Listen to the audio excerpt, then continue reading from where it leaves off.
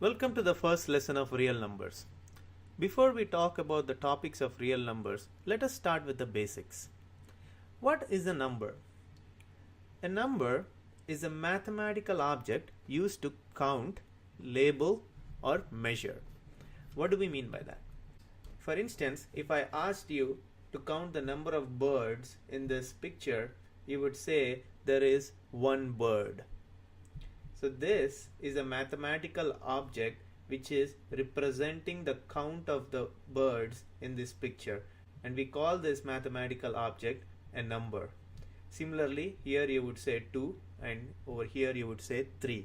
All these are mathematical objects representing the counts of the number of birds in these pictures. Now let us take another example. If you walk into a mobile phone showroom and you pick up a box of a new mobile phone, you would see there is a price label on that box which probably would say rupees 5,000.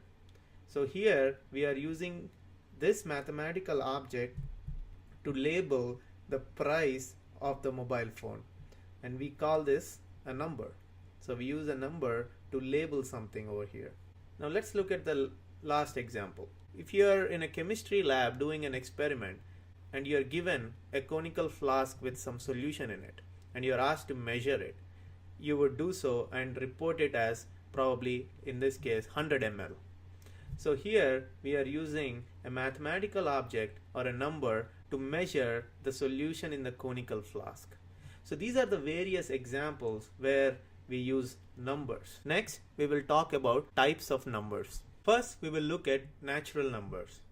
Natural numbers are counting numbers.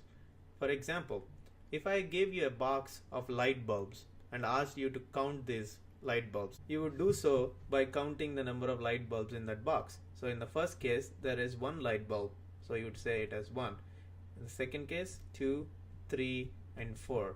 So if you observe, these are the numbers that are used to count objects. So these are called counting numbers or natural numbers. Natural numbers are represented by capital N. In a set notation, you represent natural numbers as follows: n equal to open brace 1, 2, 3, 4, 5 and so on.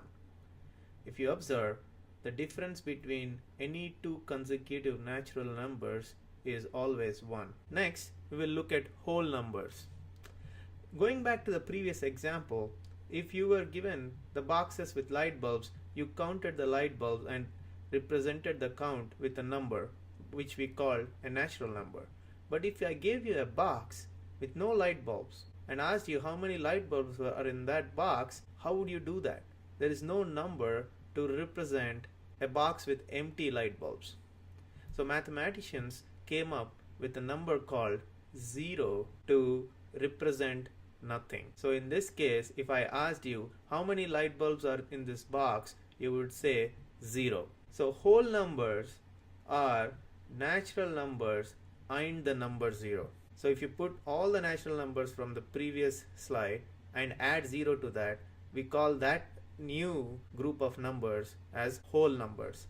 So in a set notation, we represent whole numbers as capital W equal to open brace 0, 1, 2, 3, 4, 5 and so on. If you observe, these are natural numbers. So whole numbers contain natural numbers. So in a set notation, we can say natural numbers are a subset of whole numbers because they are contained in whole numbers. Now let's look at integers. Again, let's look at an example. If your father gave you 10 rupees, your pocket money increases by 10 rupees. But if you give 5 rupees to your friend, your pocket money decreases by 5 rupees. So this increase and decrease can be represented mathematically as plus 10 or minus 5, and the plus and minus are called the sign of that number. So all whole numbers with a positive sign are called positive integers, and all whole numbers with a negative sign are called negative integers. And the number 0, which is also a whole number, doesn't have a sign. So it 0 is neither positive nor negative. Integers are represented by capital letter Z. So integers are both positive and negative whole numbers. So what do we mean by that? So if you observe here, we have all the natural numbers with the plus sign. If we don't represent a number with a sign, it is assumed to be a plus sign, and we call them positive integers. And we have the number 0, which is neither positive nor negative. So these are all your whole numbers. And similarly, you have all your negative integers. So you have positive integers, you have negative integers, and the number 0. So this group of numbers is called integers. And as you observe, integers contain whole numbers. So again, in a set notation, we represent this as W subset of Z. And we know from the previous slide that natural numbers are subset of whole numbers. So we can say natural number subset of whole numbers, which is a subset of integers, which also means natural numbers are a subset of integers. As you see, 1, 2, 3 are natural numbers and they are contained in integers.